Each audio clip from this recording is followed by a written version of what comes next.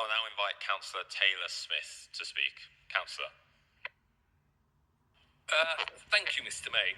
So, on a day that I welcomed a grandson. Thank you. Born in this borough, latest resident. So please forgive me, Mr. Mayor, if I'm in an optimistic mood, because I am optimistic today. I'm very much looking forward to the future. So, and I say this with humility to Councillor...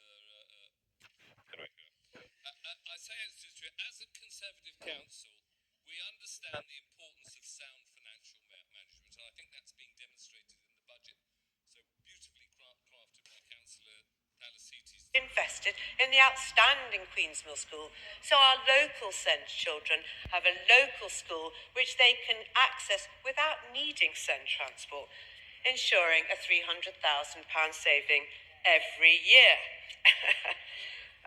It's clear that we do face significant pressures. But here in K&C, we're being innovative and bold. We know that being outstanding means being transformative and delivering value for money services while ensuring that the best services are there for our children and our young people. So whether it's investing in expanding school places or providing more specialist alternative provisions, schools, we want to be the borough that's leading in our investment in young people. And it's clear that when we talk about being the best place to learn, not only do we mean it, we're delivering it. Thank you, Mr. Mayor.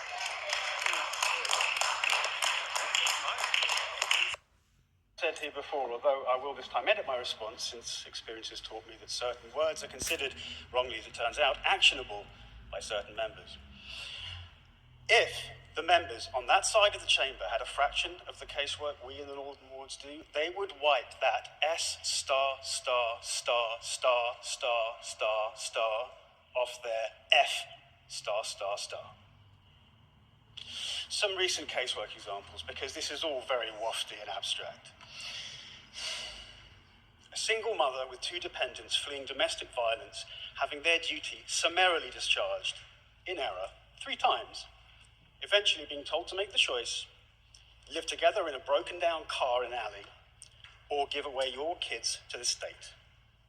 How about a 75-year-old woman with no family and no resources served as Section 21, no fault eviction, sitting around waiting for the bailiffs with nowhere to go? Again, her duty was discharged apparently by an apprentice, no reasons or recourse offered. What about the family of 5, soon to be 6, mother pregnant, living with multiple chronic conditions, expected to stay in what is, by any reputable national standard, a single-bedroom flat rife with toxic mould? Apparently they don't qualify either. Has any Leave member had one of these officers that they love to compliment when it makes them look good, beg them just to get a line open to their equivalent officer in another department?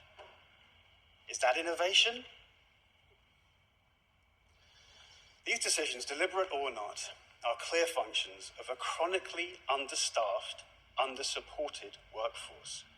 And yet apparently there exists some magical restructuring efficiency spell that you expect us, the people of the borough, to believe will deliver better services with even fewer staff.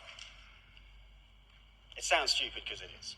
Anyone who takes this position is either so blinded by the absurd ideology of the market that they should be allowed nowhere near public decision making. Either that or they're simply lying, but the result is the same.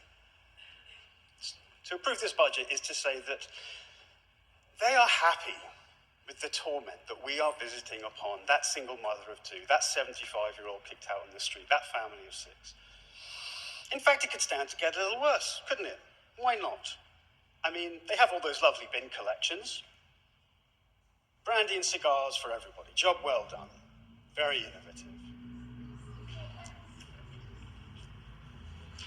Live in Goulburn for 1 week and say that's a fantasy. The state of you. To approve this budget is to say that you are happy with the torment we are visiting upon that single mother of two, that 75-year-old kicked out in the street, that family with six. Their policies do that. When they protect the bottom line of the most reprehensible and lazy scroungers on, only to further bleed these failing public services, they are telling us clearly what matters to them. Protecting capital matters.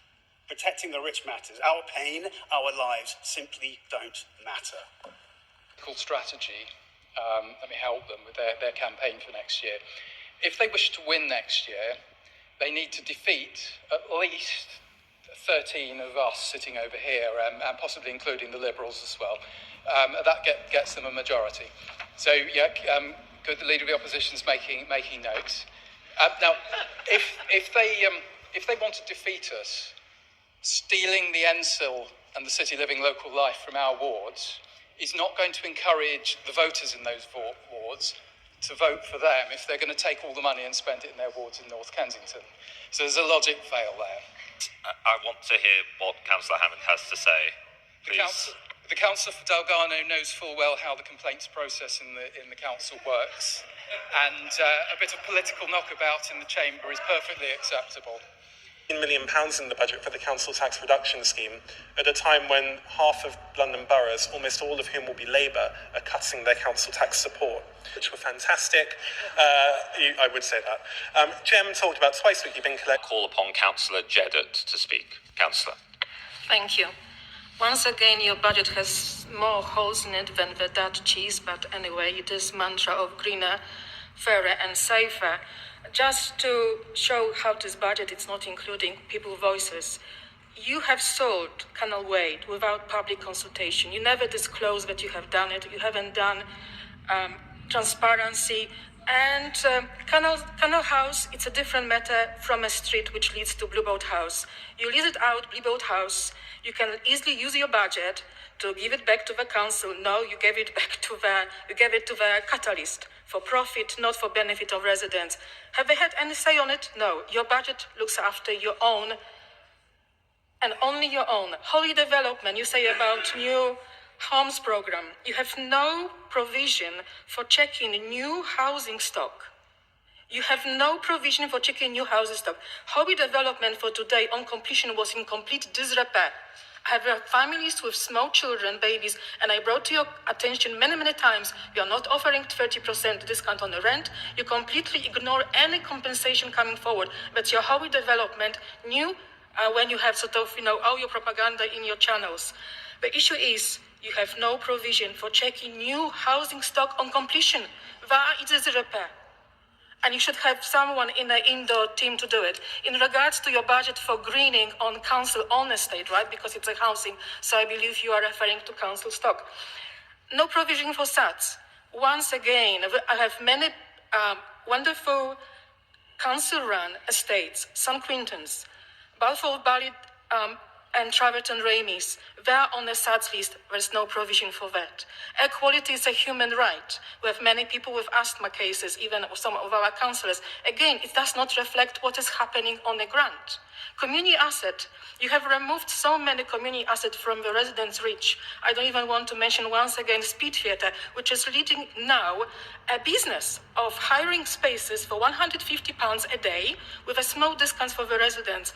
That's a huge asset in Kensal House, historically built in 1937 for the residents' use, not for making money, and completely cutting residents from any use. If they want to use, they have to pay. Fairer, greener, safer. I think your budget, it's again for you, not for North Kensington, and a gap between North and South will never be resolved as long as people will vote for you, having no cautious for those mothers who are homeless, for those fathers who cannot meet their children in community spaces because you take them away for your speculation and money laundering, whatever you do. Thank you.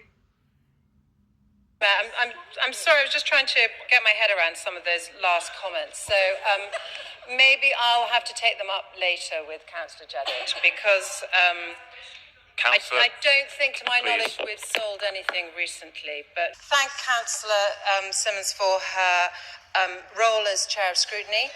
I do value all her comments, and I find the whole Scrutiny Committee very helpful. And as she rightly said, we have very few levers with what we can do with the HRA budget. And our tenancy fund does target people, so just to really remind that we really do look at that. And thank you, Councillor North, for reaching out to your elderly residents. I think that is always really appreciated, and hearing loud and clear that they really are missing the winter fuel payment.